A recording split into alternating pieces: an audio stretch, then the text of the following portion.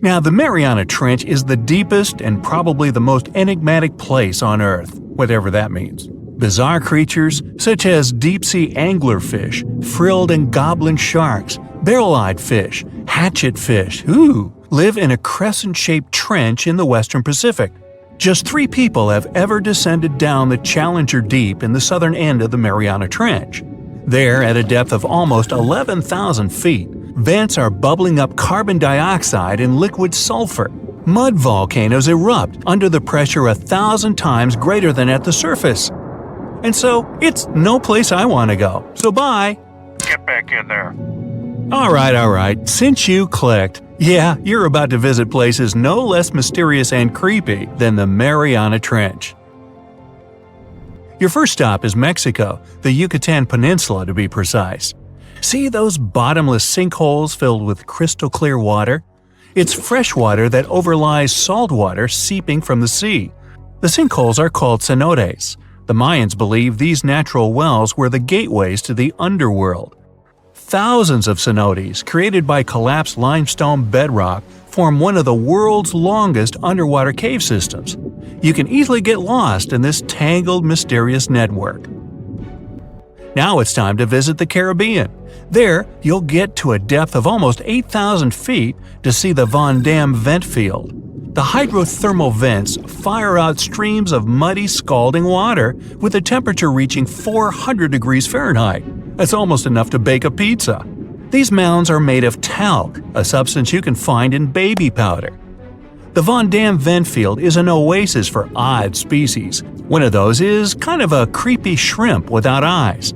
Instead, they're equipped with patches of light-sensitive cells on their backs. Now, you don't have to travel far away. The next enigma on your list is also in the Caribbean. Just off the coast of Belize, there is a giant sinkhole. It's also blue. Yep, that's the Great Blue Hole. The thing is about 1,000 feet across and more than 400 feet deep. Once, a long time ago, this hole was a cave until rising waters filled it, making it collapse in on itself. The deeper you descend into the Great Hole's crystalline waters, the darker it becomes. You see tons of stalactite-filled caves, but don't even try to enter them unless you want to get hopelessly lost. Once you reach a depth of 50 feet, you notice the water shimmer. That's the invisible line dividing the sinkhole's salty top from the freshwater abyss. Time to get out of there. Who knows what you might come across in the murky depths? Your next destination is off the Pacific Northwest coast. Almost 500 streams of methane bubbles were discovered there several years ago. Because of the bubbles, the vents got the name champagne seeps, which sounds better than the fart spas. Scientists are still puzzling over this phenomenon. Where does the methane come from? Underwater cows? Why is its temperature warmer than that of the surrounding ocean? And most importantly, what would happen if you managed to light a match somewhere near a large bubble? Methane is a highly flammable gas, and setting a methane bubble on fire, well, you get the picture. And now you're off to Iceland. The plan is to dive into Silfra, a fissure filled with pure glacier water. This 206-foot deep crack is the only underwater place on the planet where you can touch 2 continents at once. The deeper you go, the darker it becomes. The rocky landscape looks otherworldly. Divers who dare to visit this incredible place risk having their gear frozen, getting hypothermia, or not surviving whatsoever. After all, the water temperature in Silfra Fissure is about 35 degrees Fahrenheit year-round. Your next destination is Scotland. Okay, cue the bagpipes. If you dive in the Gulf of Corryvreckan, a narrow strait between 2 islands, you'll see massive underwater rocks and deep holes. They create the 3rd largest permanent whirlpool on the planet, the Corryvreckan Maelstrom. The water moves through the strait at breakneck speed. It hits the underwater rocks, and the place looks like a pot with boiling water. The waves, created in the process, sometimes reach a height of 15 feet, and you can still hear the roaring whirlpool from 10 miles away. It's believed the Corryvreckan Maelstrom has swallowed dozens of sailors over the centuries. They were caught unaware by the ferocity of this natural phenomenon and pulled underwater in the blink of an eye. Okay, enough bagpipes. Your adventures are getting more and more extreme. You're heading for Antarctica. There, in the Southern Ocean, you'll find the Ross Sea Ice Shelf. Say that 5 times real fast. Later, not now. It's roughly the size of Spain, with the ocean underneath containing as much water as the North Sea. Once, scientists drilled all the way down through this enormous chunk of ice. Imagine their astonishment when they found life in those extreme conditions. The researchers came across dozens of mysterious species not known before. The most unnerving were upside-down swimming fish and overturned sea anemones hanging in the frigid waters. Hopefully, bizarre places with a notorious reputation don't frighten you. Well, too bad, because you're about to visit the Bermuda Triangle. It's an area between Bermuda, Florida, and Puerto Rico where planes and ships seem to vanish in thin air. For the first time, this place attracted a lot of attention in 1945.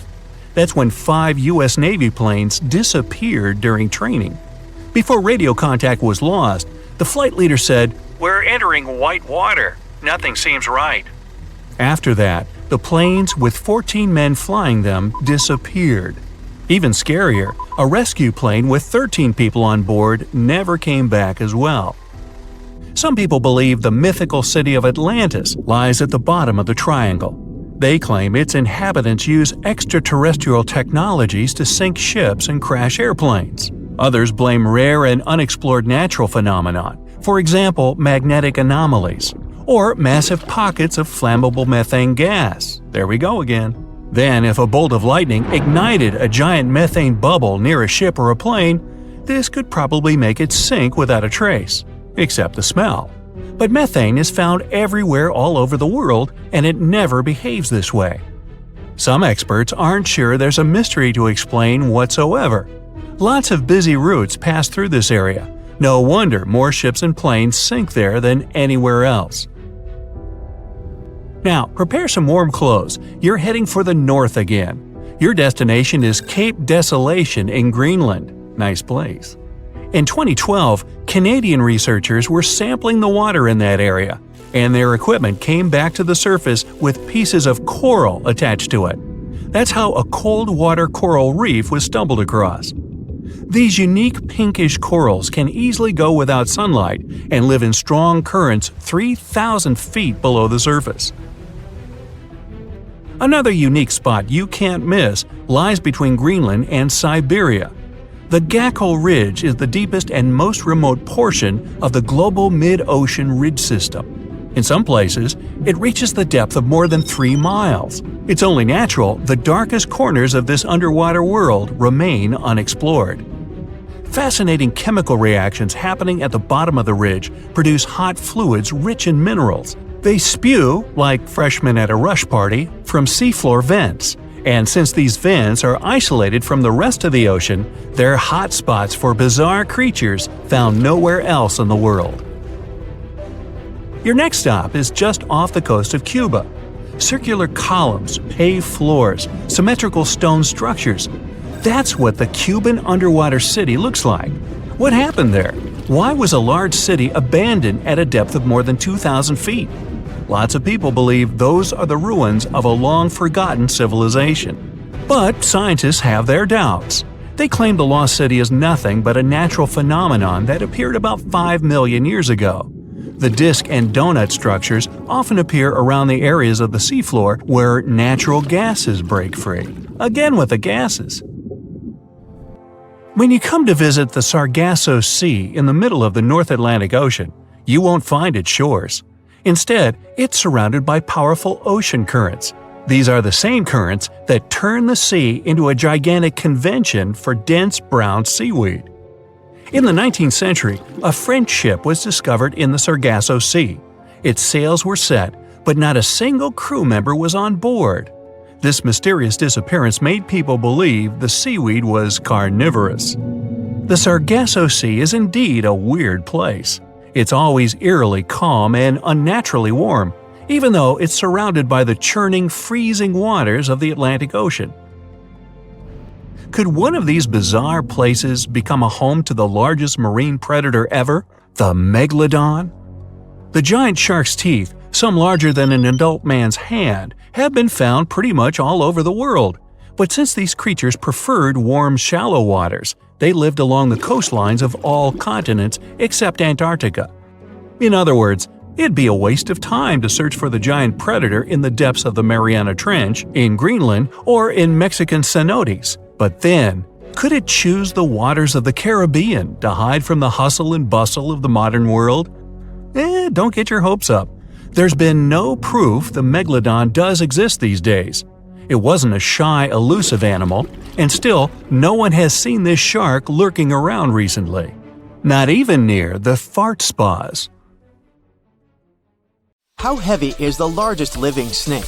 How can a snake eat a whale? Get ready, I'm about to answer these questions.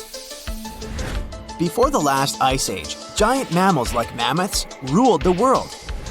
The modern animal kingdom we're familiar with was shaped around 55 million years ago. I mean, there were still 1,000-pound bear dogs living from Asia to America. But modern whales, for instance, began to appear later. I'm saying modern whales because, surprise, surprise, whales weren't always fully aquatic.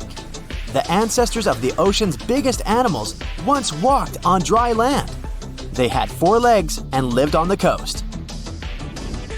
Now, I want to introduce you to a snake that used to eat these whales, the Peleophis, a genus of a marine snake. Scientists say it's hard to understand how big the Peleophis was due to its fragmentary fossil record. They assumed that it could have reached up to 40 feet long. Its fossils were found in different parts of the world, from England to Morocco and Virginia, USA. The Peleophis is extinct now, and sea snakes today are only about a quarter of the size this majestic creature used to be. So no need to worry about this underwater monster. But there once was an even bigger snake, the Titan boa.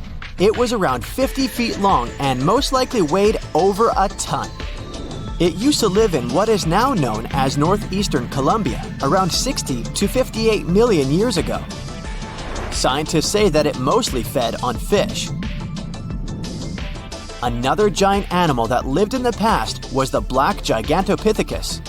These primates aren't related to gorillas. They lived in the area of modern China. Some people believe that they're still alive, but so far, no one has laid eyes on them.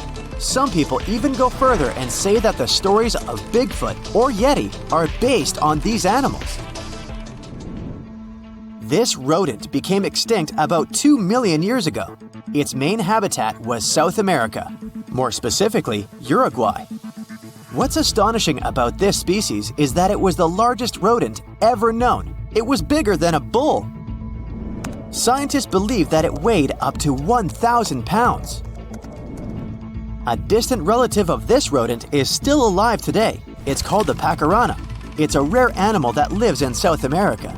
It weighs up to 33 pounds and measures up to 31 inches, not including its cute and fluffy tail. The Arthropleura was an insect that lived in prehistoric times. Imagine a giant millipede measuring up to 8 feet in length. Here you go. It was one of the largest land animals of its era, about 315 million years ago. The Arthropleura's shell was covered with tough plates. These plates were there to protect the creature from damage. Most of the time, it burrowed into the ground to avoid becoming some other animal's dinner. Meet the megalodon. Millions of years ago, this shark lived in the ocean and ate other marine creatures. It had wide teeth, and its jaws were so powerful that the animal could finish off its prey with the force of its bite. It was one of the largest sharks to ever exist. Yet, this predator also went extinct. Scientists don't really know the reason. This made me wonder why animals were so big in the past. Nowadays, smaller creatures flee or hide from predators. But apparently, it wasn't like this before. Many centuries ago, animals didn't just run or hide, they fought back. Research suggests that this behavior may have been the most important motivation for prey to grow bigger. A study compared the skulls of ancient animals to those of their modern peers. The skulls of predatory animals have become shorter and narrower, while the skulls of the animals they hunted have become longer and broader. This means that predators learned to become experts in hunting, while prey worked on developing their defense skills. You see, a larger body size was a great advantage because it made it harder for predators to take down the animals they hunted. The bottom line, self-defense made prehistoric animals larger. The second reason why ancient animals were larger is related to their bones. They had hollow bones, which are lighter than solid bones. This type of bone allowed large animals to move quickly. Let's take sauropods. They were a dinosaur subgroup. Sauropods had giraffe-like long necks and snake-like long tails. Compared to their body size, their head was really tiny. But since their bones were quite light, they could move around without having to carry additional weight. The eating habits of these animals were also related to their body size. When experts examined the fossils of one extinct mammal species, they found out that these animals had a diet that was high in nutrients and low in fiber. And this mammal was the largest land animal of its period. In other words, following this diet, mammals could grow to be very large. There was plenty of food out there, so they didn't have to worry about finding it. Fun fact, these animals also took chewing out of the picture. They could swallow their food in large pieces instead of taking small bites. Environmental conditions also played an important role in the evolution of larger animals in prehistoric times. Those animals tended to live in warm, moist climates that provided them with a lot of food. They didn't have to compete for food sources. Researchers believe that because of these conditions, natural selection worked in a certain way. I mean, body size was more important than such traits as agility and speed. Oh, and did you know that large animals tend to produce more carbon dioxide? And ultimately, a bigger volume of carbon dioxide increases the amount of vegetation in the animal's habitat. As for the abundance of oxygen in the atmosphere at that time, it could be another vital element for some animals' growth. A good but scary example of an animal that benefited from the high levels of oxygen can be the cockroach of the Paleozoic era. At that time, cockroaches were the size of modern house cats. Now this one would give me the chills if I ever faced it. Ugh. What about today? Well, there are over 3,000 species of snakes on Earth. The smallest snake in the world is the Barbados thread snake. It's only around 4 inches long when fully grown, and the largest one? It's the reticulated python. This snake reaches around 20 feet in length. The longest python was discovered in 1912. It measured 32 feet long. As for the largest and heaviest reticulated python, it was named Medusa. Medusa was approximately 25 feet long and weighed 350 pounds. These reptiles lived in Southeast Asia in rainforests, woodlands, and grasslands. Don't be confused though, the reticulated python isn't the heaviest snake in the world. This title belongs to the green anaconda. It weighs approximately 500 pounds. Green anacondas are found in South America and Trinidad in damp, humid areas. I have a bonus for you. Here is a flying snake. You can find these snakes in Southeast Asia. They don't fly like birds, of course, but they do use the power of flight. They can go as high as 300 feet. They leap from tree branches into the air. Once they take off, it's all about aerodynamics. Their main technique is flaring their ribs and pulling in their abdomens. While airborne, they undulate from one side to another and slightly up and down. This motion helps snakes to turn and glide. Why bother with all this if they can just crawl in an old-school way? Scientists aren't sure, but they believe it might be related to escaping from predators. This way, they move from one tree to another without having to get down to the ground. Every now and then, people discover fossils of animals that lived millions of years ago. These ancient discoveries continue to capture our imagination. Which of these animals would you like to see alive?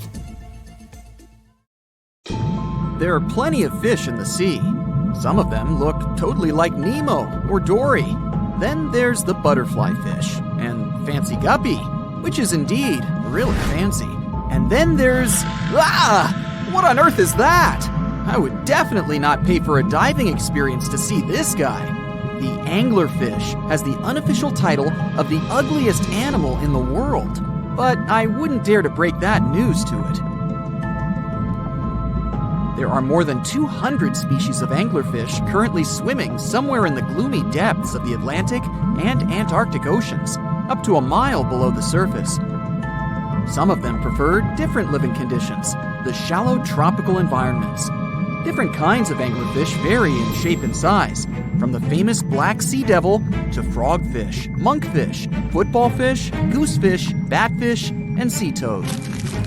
The larger ones can be half as long as a full-sized bed, but most are less than a foot long. Since the choice of meals where these guys live isn't that huge, they had to come up with a unique hunting strategy. They don't waste their priceless life energy on following prospective prey. Instead, they use a piece of dorsal spine that sticks above their mouths like a fishing pole, hence the name of the fish. There's a sac of bioluminescent bacteria that glows brightly in the dark at the end of that rod. The light lures prey, and all the anglerfish has to do is wait, and then enjoy its lunch delivered right to its mouth. Their bodies are pliable and huge, so they can easily swallow prey twice their size. Deep-sea anglerfish eat whatever they can find. Species that live in more shallow water aren't picky either, and can eat anything from shrimp to snails and small fish. Only female anglerfish have the cool fishing rod feature though. So what about their males? Finding a soulmate deep under the sea isn't that easy. I mean, literally, there's no light down there. Plus, there are frigid temperatures and low oxygen levels. Anglerfish can't afford to go on many dates in those conditions, so they mate for life. And before you go aw about it, I have to tell you, they do it in quite a special way. Male anglerfish are much smaller than their ladies. The contrast is so striking that when researchers first got interested in their love life, they thought those males were actually the offspring, or larvae, hanging out next to their moms. Certain anglerfish male species have receptors that alert them that there's a female nearby. After they mate, the male bites into his woman and stays attached to her head, belly, near her tail, and other areas he can access. While they morph together forever, the female fish gets the male's cells, DNA, and reproductive organs, but loses her immune response cells.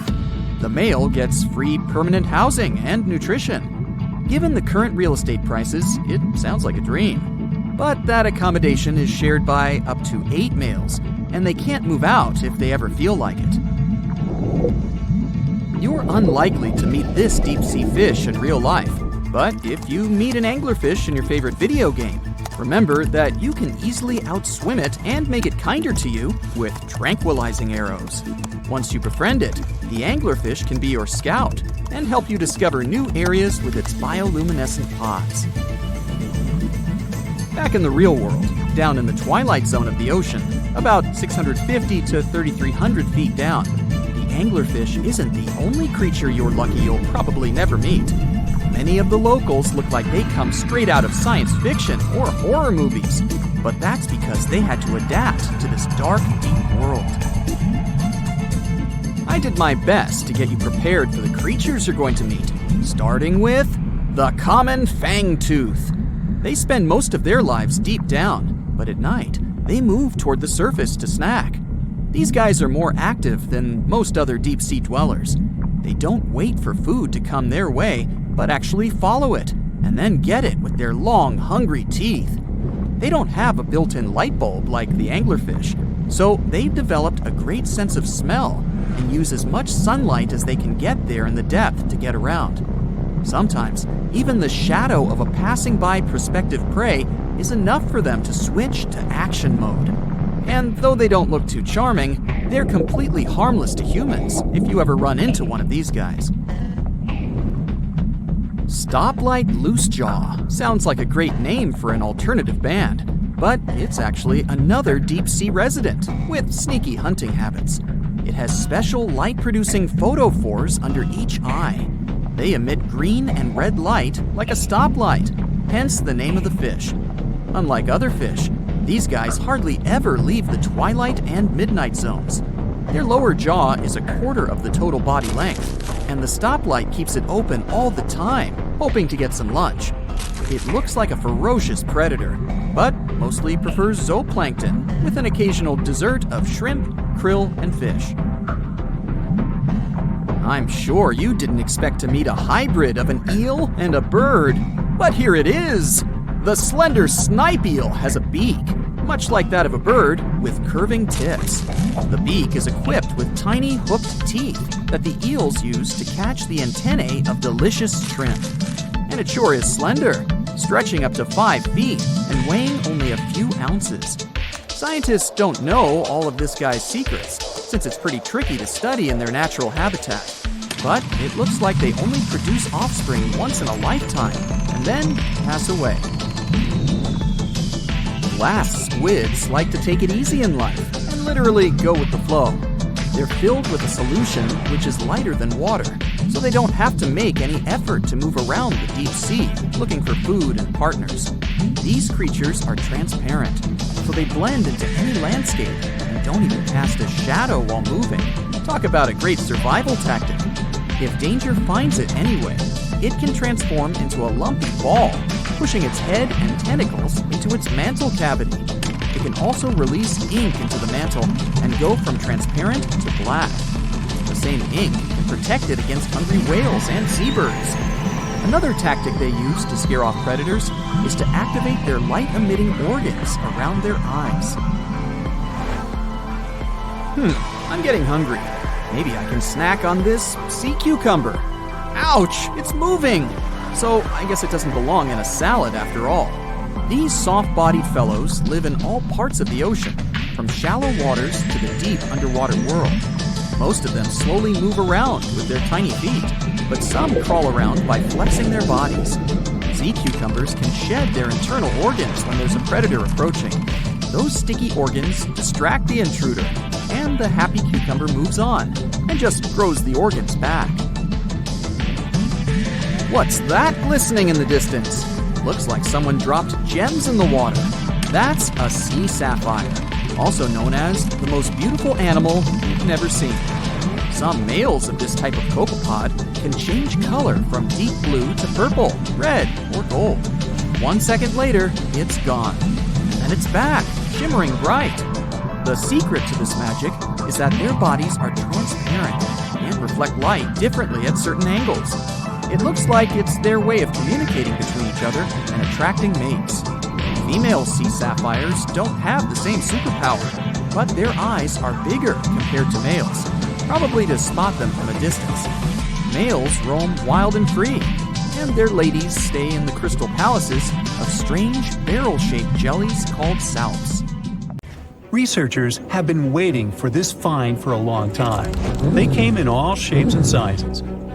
It would have been hard to distinguish them from dinosaurs. Most species weren't bigger than a mouse. It's like a reminder of a long-gone era when its ancestors walked on all fours. The first mammals to walk the earth were different from us humans in one important aspect. We walk on 2 legs. That makes us bipedal. But the first animals that made the transition from sea to land were tetrapods. This means they walked on 4 legs. The story of these creatures began in present-day Scotland. The region is home to the first terrestrial ecosystem in the world. The rock here is made from silica. This material is the building block of glass. Hot volcanic springs formed these rocks more than 400 million years ago. Such land composition is a treasure trove for paleontologists. These are the scientists who study the fossil remains of animals and plants. In Scotland, they found everything from plants with preserved cells to the oldest known fossils of insects. They even discovered a fungus that grew up to 29 feet tall. But there was one find that stood out from all the other ones. In 2015, scientists unearthed fossils of 4-legged animals. The place of discovery was Willie's Hole, near the hillside village of Churnside in the south of the country. Researchers dated the finds to the Paleozoic era, about 360 million years ago. This was the time when the early ancestors of the dinosaurs thrived. The world was a much different place back then. Today, we associate Scotland with cold and rain, and kilts and golf. But at that time, this land sat closer to the equator. It had lush vegetation, and its climate was hot and humid. Droughts and flooding were quite common. It was the perfect setting for an important evolutionary event. Researchers have been waiting for this find for a long time. The fossil records had a 15 million year gap. Its name was Roemer's Gap, after the Harvard professor who described it. Science was missing fossil evidence of the animals that ventured onto land on all fours. The 5 fossil species they found in Scotland shed light on this mystery. The first tetrapods were divided into 2 large groups. One of them contained the ancestors of birds, reptiles, and mammals. Their collective name is amniotis. The other included the ancestors of amphibians, such as frogs. When these and similar species migrated to dry land, they discovered that they weren't alone. The earliest life forms that made this evolutionary leap were liverwort-like plants. We know this because scientists found their spores. They also discovered fossilized remains of an air-breathing millipede. It had tiny holes that allowed it to breathe air. This puts it among the first oxygen-breathing animals on the planet. And this species of millipedes is the first land dweller in the animal kingdom. Today, the largest of such creatures is the African elephant. Scientists believe that one of the first 4-legged creatures to make it onto land was an amphibian ancestor. Its name was Ichthyostega. The first part of the animal's name translates from ancient Greek as fish. This reveals a lot about the way the creature moved. It dragged itself on the ground using only its front limbs that resembled fins. This is the way that mudskipper fish move on land today. This isn't how we imagine proper walking, but during the period our hero lived on Earth, it was the perfect way to get around. The climate had both extremely dry and wet periods. The ability to walk and swim at the same time was especially useful. The fossils from Scotland supported this claim. The fish-like animals scientists found had 4 slender limbs. This is the perfect equipment for life on land, not inside the ocean. There was further evidence. The fossils displayed well-developed lungs for breathing outside of water, but their legs were still too weak to completely lift the body off the ground. The tail section had to slither along the surface, similar to how a snake moves forward. This animal that resembled a modern-day salamander lived during the Paleozoic era. This was the time when 4-legged creatures developed a standard number of digits at the end of their hands and feet, 5 on each. We know them today as fingers. All species that had more than 5 fingers started slowly disappearing. These pteropods split into 2 groups. The first of them had to return to the sea to lay eggs. This group would later give rise to amphibians. The second kind of tetrapods is more interesting to human evolution. They're considered the ancestors of reptiles, dinosaurs, and mammals. The Permian period came at the end of the Paleozoic. By this time, all life forms on Earth inhabited the supercontinent of Pangaea. There were vast deserts far away from the oceans. The more important species that walked on all fours during this time were the synapsids. They came in all shapes and sizes, but the only subgroup of synapsids to survive into the Cenozoic were the mammals. Doesn't seem like much, but we exist today thanks to these ancient tetrapods. As a species, we have come far in the tree of life. A recent study revealed that the first life form to evolve was an ocean-drifting comb jelly. This came as a bit of a surprise. For a long time, researchers believed that the simple sponge was the oldest animal on the planet. After analyzing vast amounts of data, comb jelly came on top, or the bottom, depending on how you look at the tree of life. These ancient beings were squishy and had tentacles, but they weren't the true jellyfish like the ones we see today. The creatures lacked the bell-shaped body and stinging cells. Scientists cannot precisely date the species because they lack a fossil of the oldest comb jelly. This is not the case with other ancient creatures that once roamed our planet. The ancestor of dinosaurs, turtles, and crocodiles are familiar to science. These are the animals that appeared during the Paleozoic era. This was a time when true tetrapods appeared. Paleontologists recognize them by two distinctive openings on each side of their skull. The first mammals that appeared during this era resembled reptiles. It would have been hard to distinguish them from dinosaurs. Some of them later evolved features we all know today. These include fur and a warm-blooded metabolism. They developed during the time when dinosaurs dominated Earth. That's why these first true mammals were small. Most species weren't bigger than a mouse. Their diet consisted of plants, as they were herbivores. Also, they were creatures of the night.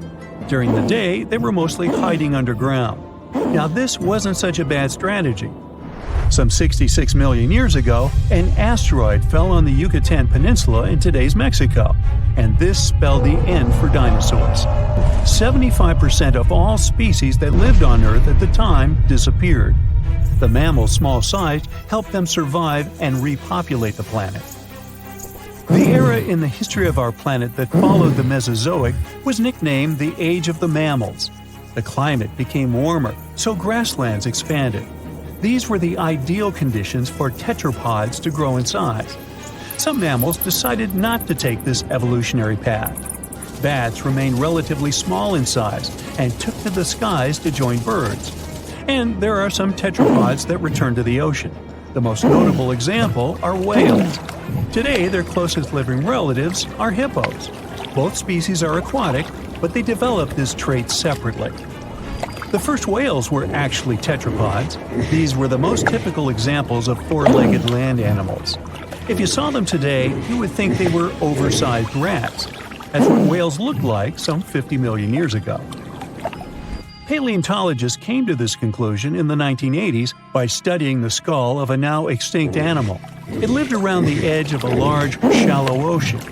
At some point in history, it returned to the marine way of life. Its back legs devolved. But sometimes, biologists stumble upon a living specimen of a whale that still displays tiny hind limbs in its skeleton. It's like a reminder of a long-gone era when its ancestors walked on all fours. Today, I'm going to tell you about creatures that had unique features which allowed them to grow to incredible sizes. They were some of the most impressive animals to have ever existed on our planet. The Argentinosaurus is a genus of sauropod dinosaurs that lived approximately 97 million years ago in what is now South America. Scientists think it was one of the largest land animals ever, with a length of up to 100 feet and a weight of up to 100 tons. A farmer stumbled upon a giant leg bone while tending his cattle. That's how he discovered the first fossils of the Argentinosaurus in Argentina in 1987. Further excavations uncovered more bones, revealing a massive dinosaur that would have dwarfed most other animals of its time. The Spinosaurus, meaning spine lizard, is a genus of theropod dinosaur that lived around 97 million years ago in what is now North Africa. It is believed to be one of the largest carnivorous dinosaurs to ever exist, with a length of up to 60 feet and a weight of up to 23 tons. The Spinosaurus is known for its distinctive elongated sail-like structure on its back. It was likely used for thermoregulation. It also had long crocodile-like jaws that were lined with sharp teeth. This allowed the creature to catch and eat large prey, such as fish, crocodiles, and other dinosaurs. The first fossils of the Spinosaurus were discovered in Egypt in 1912. The sperm whale, Physeter macrocephalus, is a species of toothed whale that is the largest toothed predator on Earth. It also has the largest brain of any animal species. It is found in oceans all over the world and can dive to depths of up to 7,000 feet in search of food. You can easily recognize sperm whales by their massive, block-shaped heads, which can measure up to 1/3 of their total body length. They have dark brown or grayish-blue skin and a distinctive wrinkled appearance. The Titanoboa is an extinct genus of a giant snake that lived approximately 58 million years ago. It is considered to be the largest known snake ever. It could grow up to 42 feet and weighed around 2,500 pounds. The first fossils of the Titanoboa were discovered in a coal mine in Colombia in 2004. This discovery meant a lot because it provided insights into the size and behavior of snakes during the Paleocene era, as well as the overall climate and ecosystem of the time. The blue whale, Balænoptera musculus, is the largest animal on Earth, measuring up to 100 feet in length and weighing as much as 200 tons. These marine mammals are found in oceans all over the world and can live up to 90 years. Blue whales have a long, streamlined body that is usually blue-gray in color with mottled patterns. They have a small dorsal fin and 2 pectoral fins that are about 1/3 the length of their body. Blue whales feed on tiny shrimp-like creatures called krill, and they eat a lot. A single adult blue whale can eat up to 8,000 pounds of krill in a day. The Leadsichthus is an extinct genus of large, bony fish that lived during the Jurassic period, approximately 155 million years ago. It is believed to be one of the largest fish that have ever lived. Some estimates suggest that it could grow up to 55 feet in length. The first fossils of Leadsichthus were discovered in England in the 19th century, and more recent discoveries have been made in other parts of Europe, South America, and Africa. Despite its enormous size, the Leadsichthus was a filter feeder, similar to modern-day whale sharks, and likely fed on plankton and other small organisms. The creature did it by simply swimming with its enormous mouth open, filtering water through its gills. The pterodostro is an extinct species of flamingo-like birds that lived approximately 35 million years ago. They were relatively small birds with a wingspan of about 2-3 feet. And they were known for their distinctive long, narrow beaks equipped with comb-like structures used for filter feeding. The pterodostro lived in shallow bodies of water, like lakes and lagoons, and mostly fed on small crustaceans and other tiny organisms. The animal filtered them from the water using the comb-like structures on the inside of its beak while swimming through the water. The African elephant is the largest land animal on Earth and one of the most recognizable ones. There are 2 species of the African elephant, the savanna elephant, Loxodonta africana, and the forest elephant, Loxodonta cyclotis. You can see them in various parts of sub-Saharan Africa. These creatures can be identified by their large size, gray skin, and long trunks. African elephants can grow up to 13 feet tall and weigh up to 14,000 pounds, depending on the species and gender. There's a lake in the heart of Asia that holds 1/5 of all the world's liquid freshwater. It's more than all the 5 Great Lakes have together. Even if all the rivers on our planet suddenly changed their direction and set on a mission to drain this lake, it would take them a whole year to finish the job. I'm talking about the deepest lake in the world, Lake Baikal. If you decide to go all the way down to its deepest point, prepare for a journey of almost 5,400 feet. The descent takes several hours, but the rift floor of the lake is way deeper, between 5 to 7 miles beneath the surface. It means it could be even further down than the Challenger Deep, which is the deepest known place on Earth. The amount of water it has would be enough for everyone on Earth to have something to drink for up to 50 years. This mighty giant of a lake replenishes its water completely every 383 years. Baikal has a great delivery crew of over 300 rivers and streams, bringing their waters right in. And only one river flows out of Baikal, the Angara, which is headed straight for the Arctic Ocean. Baikal isn't only the deepest, but also the oldest existing freshwater lake in the world. It formed at least 25 million years ago. It all began when the Earth's crust decided to play Tetris and created the lake and the surrounding mountains. At some point, Baikal must have been just a humble riverbed, but then tremors and fractures shook the Earth, and the distance between the shores got bigger. Water levels rose thanks to the melting glaciers. Then, several lakes formed and later merged into one. Baikal is one of around 20 lakes in the world that are older than 1 million years. And since it wasn't disturbed by glacial periods, it's a perfect research ground for scientists. Its deep-drilled core sediments can tell a lot about the climate of our planet in different periods. Since Baikal is in a rift basin with 2,000 seismic tremors per year, the lake is deepening and still growing in size. Its shores drift apart at around the same rate as South America and Africa are moving away from each other, so it has all the potential to become an ocean. Another thing Baikal has in common with the oceans is that it has water rich in oxygen, even at its lowest depths. This is one of the reasons why the fauna of the lake is so incredibly rich. It's home to over 2,500 various animals and 1,000 plant varieties. Around half of them are unique and only exist in this area, like the endemic algae, the Baikal omul fish, and the Baikal oilfish. There are also some bears, elk, and lynx living on its shores. They must appreciate the fact that the temperatures around the lake are always higher than the rest of Siberia, thanks to its huge water mass. Most Baikal dwellers prefer to stick to the bottom of the lake, but there's one brave guy you'll meet if you decide to visit.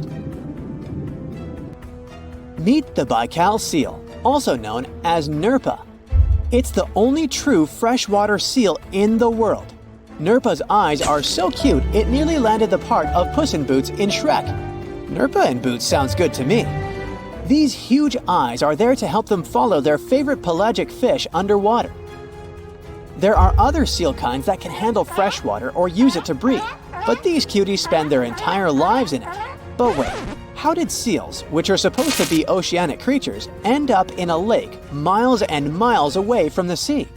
About 400,000 years ago, during the Pleistocene era, these adventurous creatures traveled up the river and drainage systems that connected Lake Baikal to the Arctic Ocean. The ringed seal that still lives in the Arctic is believed to be the Baikal seal's closest ancestor. Today, Baikal seals are confined to their freshwater home because of the changes in waterways. And they seem to be pretty happy with their home as they can choose from a huge variety of food to eat. The seals mostly hang out in the north and central areas of the lake, but move south in the winter. The lake gets covered with ice, which they use as a chill-out zone, just like their oceanic cousins use rocks or the beach.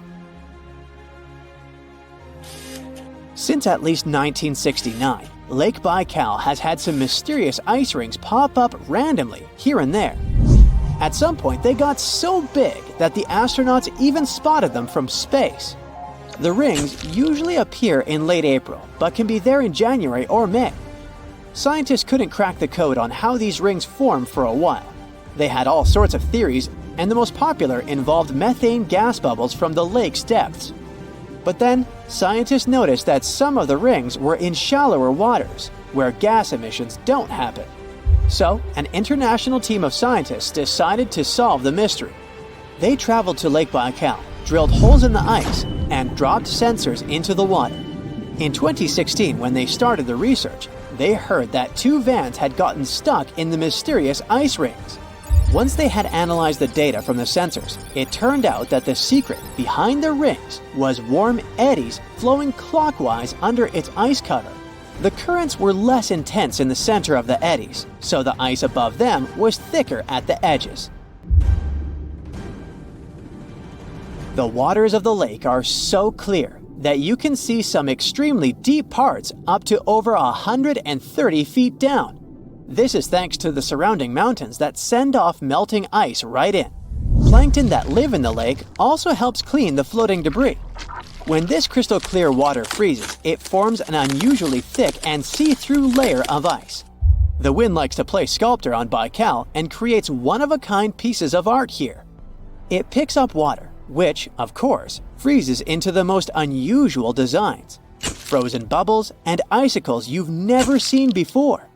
The location and geography of the lakes and the cycles of melting and refreezing create the perfect conditions for this ice workshop. And you can even see rocks that seem to be floating. The bottom of the rock freezes to the surface of the ice.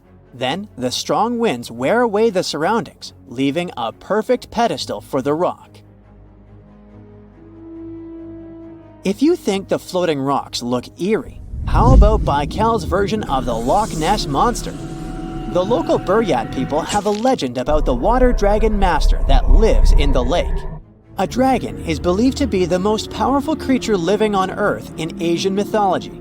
They believe there are 4 dragons living in the 4 seas, each responsible for one of the cardinal directions. Baikal is the North Sea in this story. The image of this dragon is supposedly etched in ancient petroglyphs on the cliffs of Baikal. There's also a hefty stone slab that looks like a monument dated back to somewhere between the 3rd and the 9th century BCE, depicting a mysterious water monster. Imagine the stories this stone could tell, echoing the whispers of a bygone era and leaving us to unravel the enigma of the Baikal cliffs. The legend says that a local warrior was chasing the dragon. He finally reached the largest Baikal island of Alkan. He was ready to face and defeat the dragon, but the beast turned into a beautiful girl, and they got married. That's one unusual twist to a classic defeat the dragon and take the girl story. So, local legends describe that dragon as a giant sturgeon with an almost gator-like snout and armored body. In reality, the mythical monster must be one of the many huge fish living in the lake. They can afford to grow to several feet in length thanks to the high levels of oxygen in the water. Beluga sturgeon can weigh several thousands of pounds, lives up to 50 or 60 years, and never stops growing. Most of the ocean is still shrouded in mystery, whether we're talking about dark corners or creatures that are hiding in the depths. But sometimes it gives us a peek into scary things it hides in its cold, dark depths. Like when you hear on the news that there are some deep sea creatures washed ashore after a powerful storm once again. Some just look weird, while others are real monsters that live at depths of more than 3,300 feet. The coldest and deepest parts of the ocean have created one specific phenomenon called gigantism. So, sea spiders, squids, worms, and many other animals, mostly invertebrates, or creatures without backbones, they're all way bigger and scarier than the versions we see in the more shallow areas. In the Pacific depths, you can see a sea sponge as large as a minivan. Or what about the colossal squid that lives in subantarctic waters and is nearly 14 times longer than the arrow squid, a type that mostly lives in New Zealand? Researchers found many of these underwater monsters in the abyssal zone of the ocean. Back in 2021, the researchers showed images of the giant phantom jelly. It was at a depth of 3,200 feet. Its tentacles were 33 feet long. Wow, I wouldn't like to face that one on the beach. It probably eats only small fish and plankton, but it can swim to depths of more than 21,900 feet. And down there, this giant jelly doesn't have enough food. How does it survive then? Scientists haven't figured it out yet. And there are even more questions related to the giant squid, the biggest one ever found. This monster is 43 feet long, with a weight of nearly a ton. Imagine if those tentacles would grab your car, or something like that. They would smash it like it was a toy. There's no light in the abyssal zone. Sun rays just can't penetrate that deep. So there's no algae or underwater plants there. Local animals mostly eat snow. Marine snow is not like the regular one you build a snowman with. It consists of any small flakes or remains that fall from the surface of the ocean. Maybe even some leftovers that animals up there couldn't eat. So it's not much. But apparently, it's enough for very large creatures that hide deep down there, like giant squids. Squids that generally live at such depths don't bother going after their prey. They just wait until the poor animal swims right up to their long tentacles and falls into a trap. It may not be the best method ever, because not many animals will even swim into these dark, cold parts. But it's the method that saves energy. A giant squid eats only 1 ounce of fish daily, which is approximately 45 calories.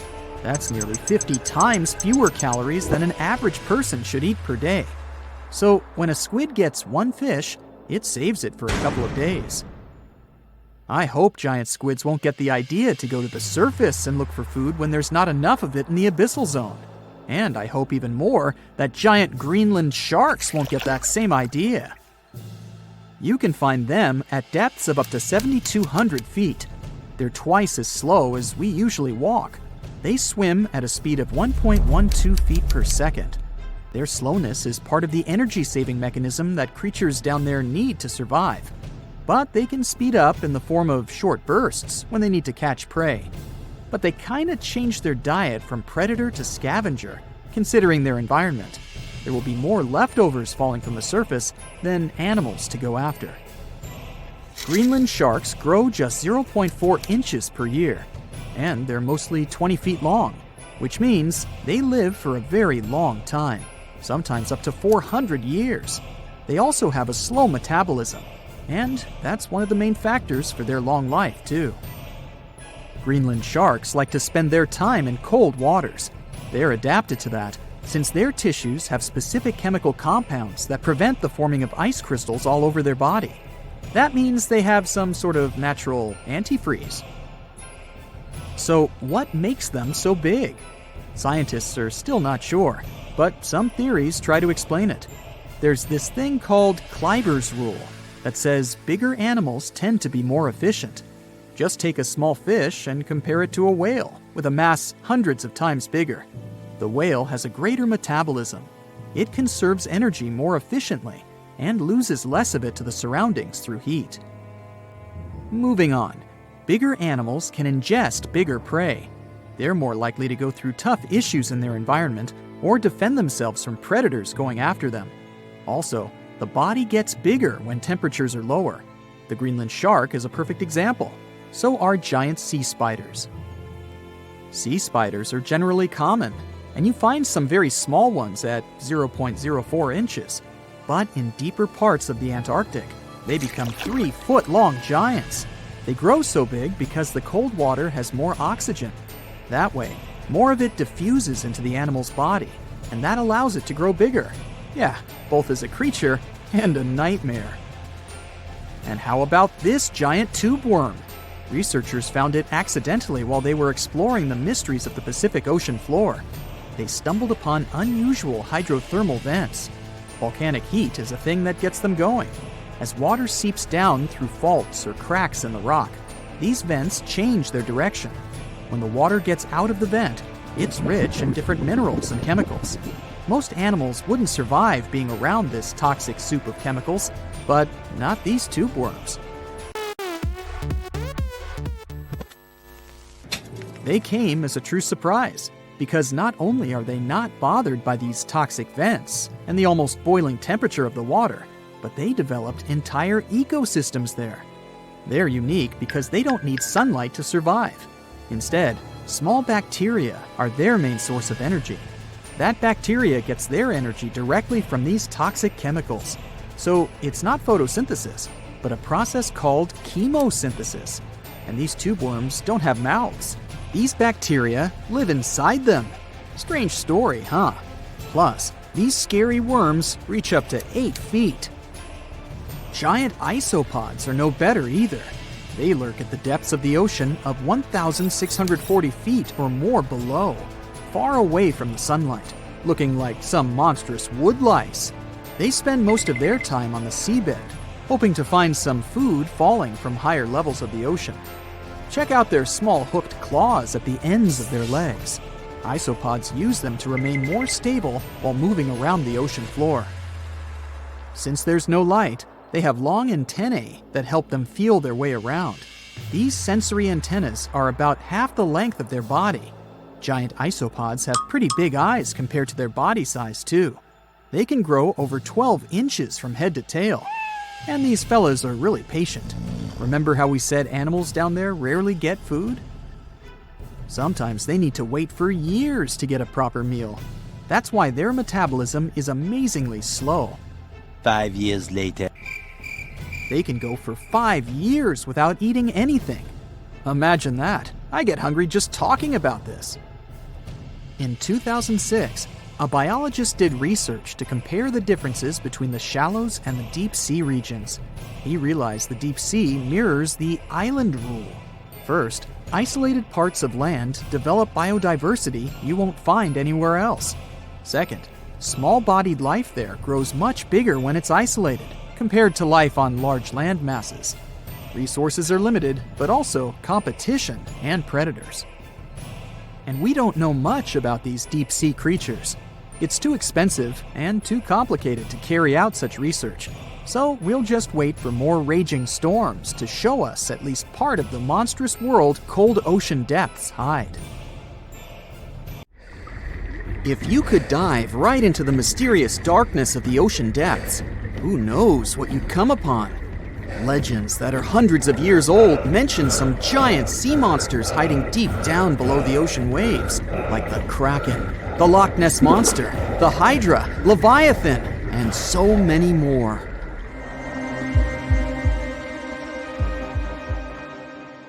Okay, no one has ever seen such monsters, but there are still weird and unusually big sea spiders, squid, worms, and many other animals that grew way more than we'd expected. Take a look at the colossal squid from sub-Antarctic waters. It's around 14 times longer than the arrow squid that lives near New Zealand. And deep down in the Pacific Ocean, there's a sea sponge as big as a minivan. Oceans contain about 96.5% of all water on our planet. Up to 80% of all life on Earth we've discovered is under the oceanic waves. We haven't explored, mapped, or even seen more than 80% of the ocean. In fact, we've mapped Mars better than we have the ocean bottom. The pressure down there is insane, and it would make you feel like you're holding up almost 50 jumbo jets. And temperatures at such depths are extremely low. Conditions deep below the oceanic surface are harsh, so creatures that live there need to adjust. That's why many of them grew very, very big to survive. Creatures that live in cold, dark depths are so big because of a phenomenon called deep sea gigantism. The deeper you go below the oceanic surface, the less sunlight there is. That's why the temperatures drastically fall. The result of this is increased cell size and longer life of creatures. Also, these creatures don't have as much oxygen as the marine animals that live in shallower parts, and their food sources are minimal. Much of the food they get comes from shallower waters, and only a little bit trickles down to the deeper parts. And when there's not enough food, being large is an advantage. Larger creatures can move farther and faster to find something to eat. Their metabolism works slower. They don't digest the food that fast, so they can store food and conserve energy for hard times when they can't find anything to eat. They don't need to regulate their body temperature either, which also helps them save some energy, which they can then transfer to other body processes. They mature more slowly and later than those living in shallow waters. The majority of fish species that dwell in deep waters live 30 years or even more. Orange ruffy fish, on the other hand, live up to 150 years. This fella grows 24 feet in length and weighs up to 1.5 tons. But it grows to be so big for centuries. They start looking for partners when they're 150 years old, and they can also live this long because there are not so many predators at such depths. Also, there are no humans or other things that can disturb them or endanger their existence. At such depths, the environment is pretty stable, so many animals there are like living fossils because they probably haven't changed in millions of years. The first 650 feet of the ocean's depth are considered to be the open ocean. The majority of the marine life we've discovered lives there, since that's the area the sun can still reach. And then, as you continue going deeper, you reach the twilight zone. It seems like nothing lives there. But at about 820 feet, you see a small oasis of ancient life blooming. For example, there are sea lilies, animals that have been living at such depths unchanged for millions of years. Coelacanths, another living fossil, have been living in the ocean for more than 360 million years.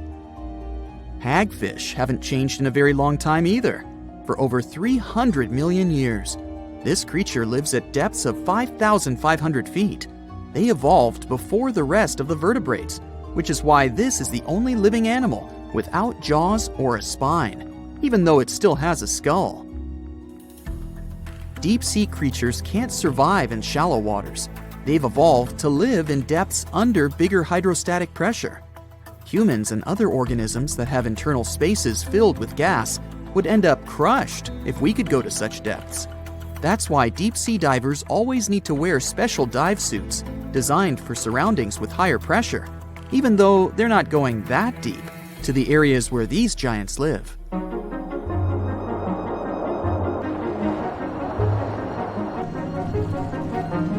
But near Antarctica, you can see gigantism way closer to the surface, like giant sponges, sea slugs, sea spiders the size of a dinner plate, worms, and even some enormous single-celled organisms. They all tend to chill in shallower waters. Scientists are not sure why exactly, but they think it could have something to do with oxygen. Giant species use just a little oxygen, and the waters around Antarctica are pretty rich in it, which means there's hardly any limit to these animals growing bigger and bigger. Back to deep-sea creatures. As mentioned, they had to adjust to strong pressure, so they almost don't have any air gaps in their body at all. They're mostly water-based, and since water is incompressible, which means it's not something you can compress, it helps them stay unaffected at such high pressure.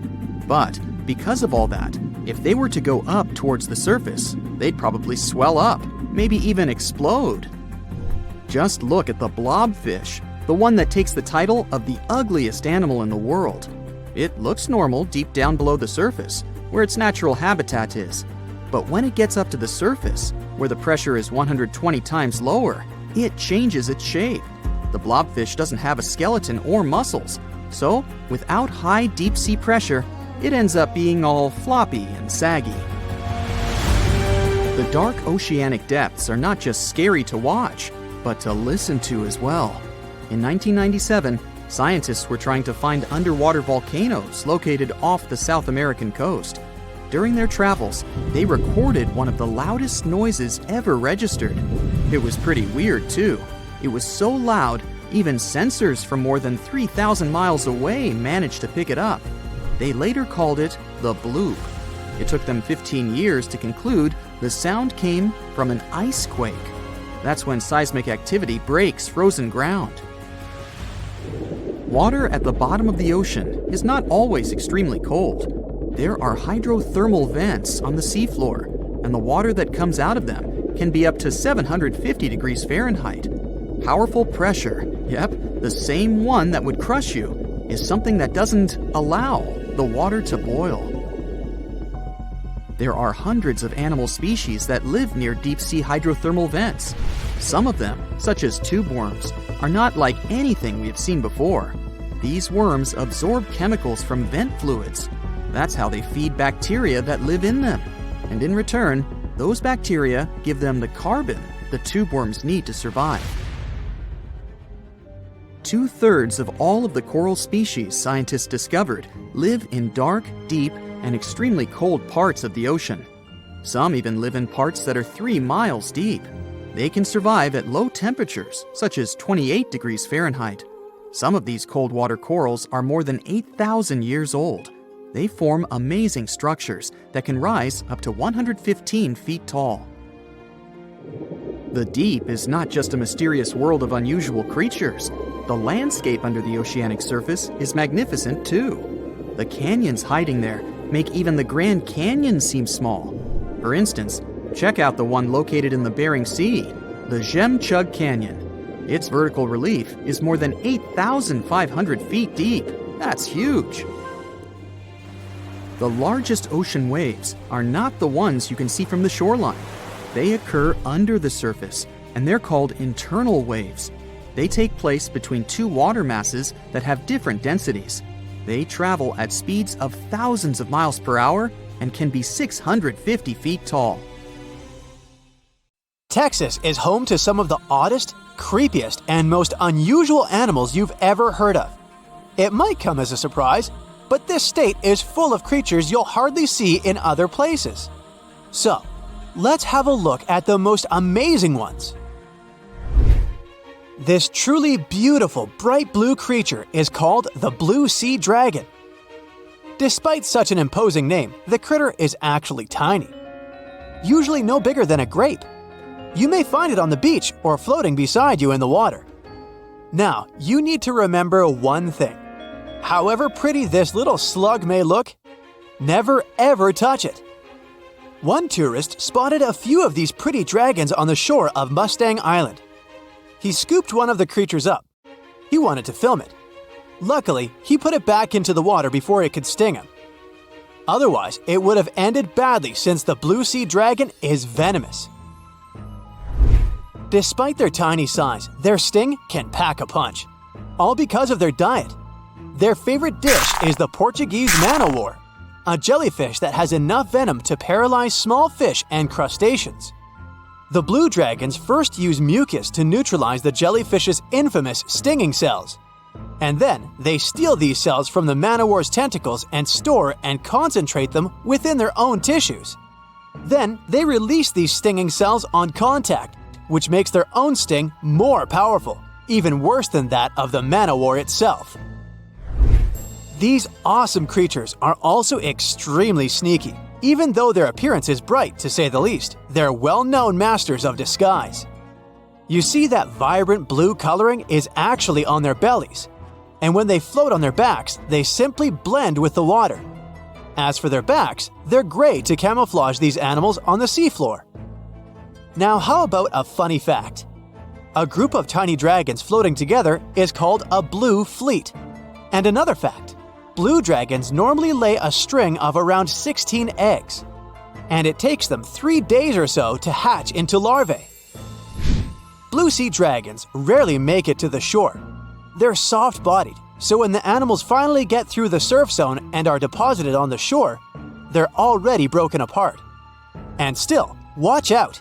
Even in this case, the venom in their bodies doesn't dissipate. But of course, blue sea dragons aren't the only unusual animals inhabiting Texas.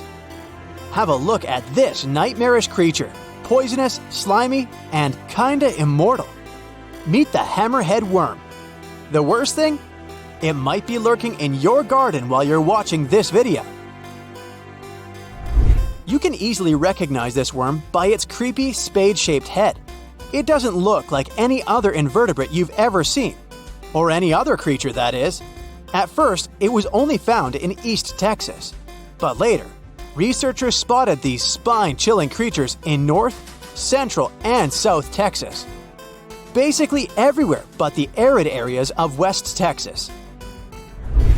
One of the most terrifying things about this worm might be its length. This creature can grow as long as 1 foot. Luckily, such giants aren't very common. Most hammerhead worms only reach 6 inches in length.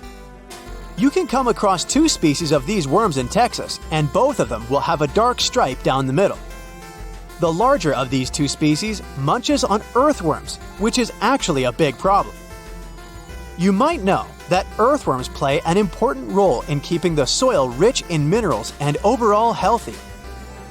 If earthworms disappear, plants in such areas won't be getting the nutrients they need. Even for humans and pets, meeting a hammerhead worm isn't the most pleasant experience either. Hammerheads are the only terrestrial invertebrates that secrete a very dangerous neurotoxin, the same as pufferfish produce. Thanks to the sheer size of the human body, touching a hammerhead worm won't hurt you too much, but it may still cause your hand to start tingling or even go numb. It's much more dangerous for pets. There have been cases when dogs ate hammerheads, which left them feeling sick for the whole day. Interestingly, these worms are native to Southeast Asia. But they must have mastered the art of hitchhiking, since in the early 1900s they were already found in the US. Keep in mind that if you want to get rid of a hammerhead worm, which is the best course of action, the worst thing you can do is chop it with a shovel. The thing is, flatworms reproduce by ripping themselves in half, so by cutting it, you actually help the populations of the worms, turning 1 into 2. That's the reason why hammerheads are sometimes described as immortal, which is a bit of a stretch since these creatures can't survive in vinegar or salt. Now, even though you're safe from the hammerhead worm in West Texas, it doesn't mean you can't come across another dangerous animal, such as the land lobster from hell. These creatures are also known as vinegaroons, and they're not real crustaceans, they're arachnids. Huh? Who would have guessed? Anyway, these 8-legged critters have a really nasty bite, but it's not the worst thing about them. Land lobsters, brace yourself, spray vinegar-like 85% acid from their tails. Mostly they do it to protect themselves, but it still sounds like an unfriendly thing to do, right? A land lobster can also pinch a finger that's gotten too close with its heavy mouth parts. At the base of their abdomens, vinegaroons have long whip-like tails. That's why these arachnids are often called whip scorpions, even though they're neither related to scorpions nor have stingers. Summer rains lure these arachnids out of their burrows in search of food and love. Luckily, experts claim that land lobsters aren't poisonous to humans, but they're very likely to leave a mark with their large pinchers, which they use to capture insects. Vinegaroons can be considered useful since they eat millipedes, crickets, scorpions, and cockroaches. They hunt by sensing the vibrations of their prey with those long front legs of theirs. Since land lobsters prefer to come out after dark, you aren't likely to see one in the daylight. But if you stumble upon one, check it out. If it's a female, it may be carrying her hatchlings on her back. Now, imagine it's the middle of spring and you're walking among blooming flowers and greenery. Suddenly, you spot something extremely bizarre on the ground. The animal looks cute, fluffy, and soft-looking. The desire to touch it is irresistible. Watch out! The sting of the hairy caterpillar can pack a serious punch. This one is called the puss moth caterpillar, or asp. There are several stinging caterpillar species in Texas: the buck moth caterpillar, spiny oak slug caterpillar, saddleback caterpillar, and eo moth caterpillar. And touching any of them can lead to unpleasant consequences. If you had touched that pretty hairy thing in the park, you'd most likely start feeling a burning sensation and develop an itchy rash. In the worst case scenario, you'd even have to go to the emergency room. The main problem is that people react very differently to caterpillar toxins. Some may develop more severe reactions than others. Plus, how bad the consequences are also depends on the thickness of the skin in the affected area. In most cases, the unpleasant sensation and rash go away in a few hours or sometimes days. On the bright side, such caterpillars later turn into moths and butterflies that help pollinate flowers and trees. Getting rid of these critters means doing a massive disservice to the area where you live. Specialists are sure that coming across a stinging caterpillar won't lead to anything bad if you keep in mind the rule of thumb. If a caterpillar looks fuzzy, don't touch it. And the best solution to dealing with such creatures is educating people on what such caterpillars are, what they look like, and why it's dangerous to touch them with unprotected hands.